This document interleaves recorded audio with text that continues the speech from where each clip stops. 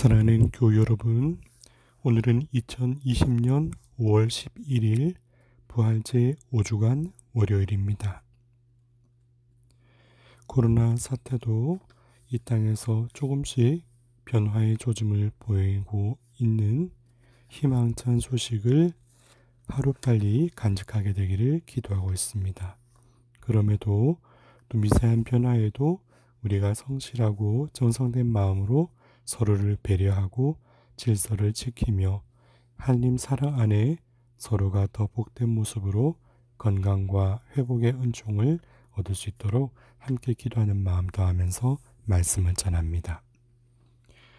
오늘 주님의 말씀을 가슴에 새기면서 저는 사람의 모습을 떠올리게 됐습니다. 이 세상 숱한 피조물들이 동물, 식물, 이 세상을 가득 채우고 있지만 사람처럼 독특한 존재가 있을까요? 우리 사람이 가진 모양을 가리켜서 직립인간이라 하지요. 두 발로 서서 걷는 사람이다 라는 뜻입니다.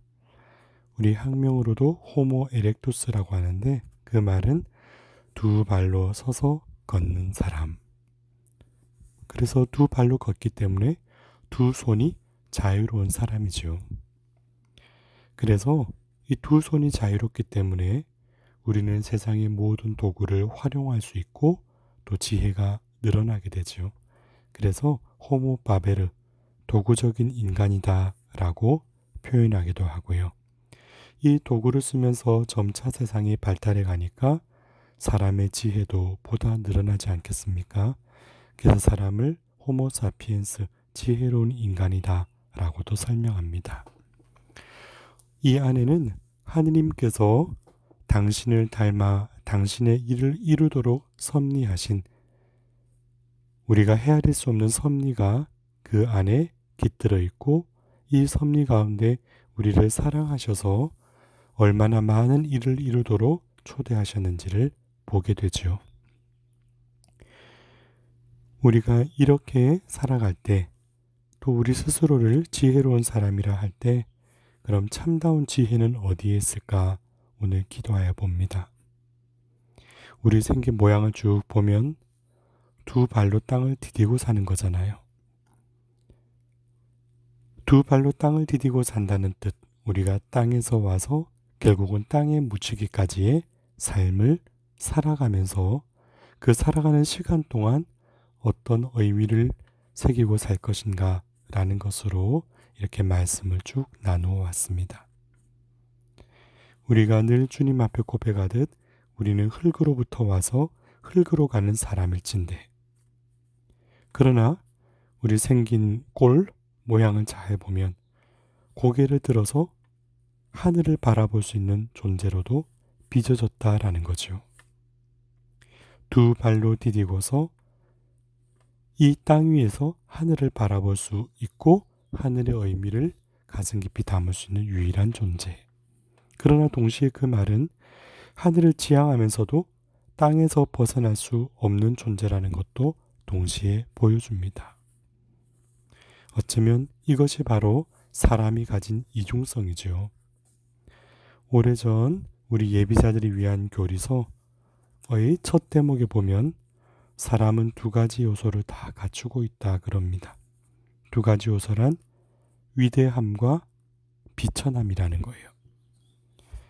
하느님을 닮을 수 있는 이 이성과 영혼의 자유로움을 가졌기에 하느님 곁에 다다를 위대함을 갖추는 것이고 그러면서도 이 이성과 영혼의 자유에도 불구하고 늘 넘어지고 때로는 상처 입고 때로는 나약해진 자신을 볼 수밖에 없는 비천함도 가지고 있는 게 바로 나라는 존재이지요. 그럼에도 불구하고 이런 나라는 존재가 삶의 시간을 어떻게 가꾸어 갈 수 있을까 하는 지향을 마음 깊이 새겨둘 수 있다는 것은 참으로 비할 바 없는 은총입니다. 우리는 살이 있고 뼈가 있는 인간이잖아요. 고뇌가 있고 항상 일관될 수 없는 나약함으로 오늘을 받아들이고 또 관계를 견디어가는 존재다. 그래서 이 약함 속에서 우리가 의탁하는 주님께 기대어서 위로를 얻고, 그러면서도 동시에 이 부족함 속에서 완전을 지향하는 이가 바로 나의 모습이죠. 그런데 이렇게 완전을 지향하고 올곧은 삶을 살 때 내가 자만할 수 없는 사람이구나 느낄 때가 참 많습니다. 아까 말씀드린 그런 비천함과 나약함이 동시에 나를 붙들고 있으니까 말이죠. 그런데 이렇게 정성을 다한 삶에 때로는 칭송이 있더라도 나에게 이렇게 살아갈 수 있는 지력과 사랑의 힘을 허락하시는 것도 하느님의 거룩한 몫이지요. 우리는 모든 것을 주님께로부터 왔음을 기억해야 할 피조물이라는 사실은 변함이 없습니다. 오늘 제1독서 사도행전 14장 12절에 신들이 사람 모습을 하고 우리에게 내려오셨다 하고 사람들이 이르더라도 나에게 준비된 응답은 세례자 요한이 서슴지 않고 고백했던 것처럼 나는 그리스도가 아니오라는 대답이어야 하지 않을까 합니다. 오늘 우리 미사 중의 화답송은 이렇게 응답을 하고 있습니다. 주님, 저희가 아니라 오직 당신 이름에 영광을 돌리소서. 오직 당신 이름에 영광을 돌리소서.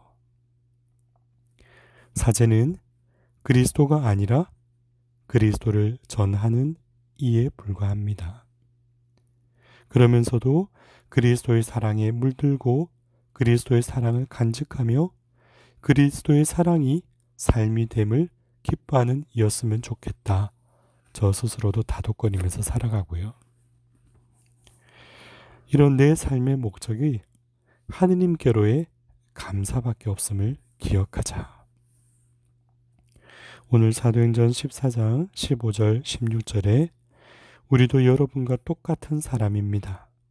우리는 다만 여러분에게 복음을 전할 따름입니다. 여러분이 하느님께로 돌아서게 하려는 것입니다. 이 순수한 열망만이 전부인 초심을 놓지 말자 하는 다짐을 더해봅니다. 때로는 냉랭한 환경 속에 있더라도 때로는 받아들여지지 않는 무관심 앞에서도 주님을 사랑하는 이의 몫은 주님과 그의 것이니까요. 내 삶이 내딛는 걸음걸이를 좌우할 수는 없는 것이니까 말이죠. 이렇게 복음을 전하는 일의 소명은 농부의 소명과도 같다 생각이 듭니다. 씨앗을 뿌리는 건 농부이지만 그것을 성장시키는 것은 하느님의 몫일 테니 말입니다. 정성을 다해야 할 나의 몫은 그까지만으로도 사실은 감사한 게 아닐까. 그것을 받아들이는 이의 마음속에 그러나 주님에 대한 사랑과 기쁨이 성장할 수 있도록 내가 포기하지 않고 그 결과가 사랑의 열매로 맺어지기를 기도하는 몫이 나에게 주어진 사랑의 소명일 것입니다. 요한복음 14장 23절 누구든지 나를 사랑하면 내 말을 지킬 것이다. 이 말씀처럼 주님을 더 사랑하고 더 깊이 품을 수 있는 내 곁에 있는 사람들이 되기를 바라는 마음.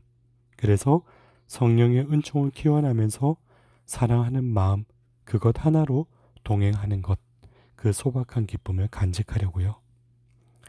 오늘 요한복음 14장 26절의 말씀처럼 그 성령께서 너희에게 모든 것을 가르치시고 내가 너희에게 말한 모든 것을 기억하게 해주실 것이다. 그 사랑과 지혜의 은총을 살아가도록 오늘도 묵묵히 걸음을 옮길 수 있는 가난한 영혼이 되기를 청하면서 정성래의 이미사를 봉헌드립니다.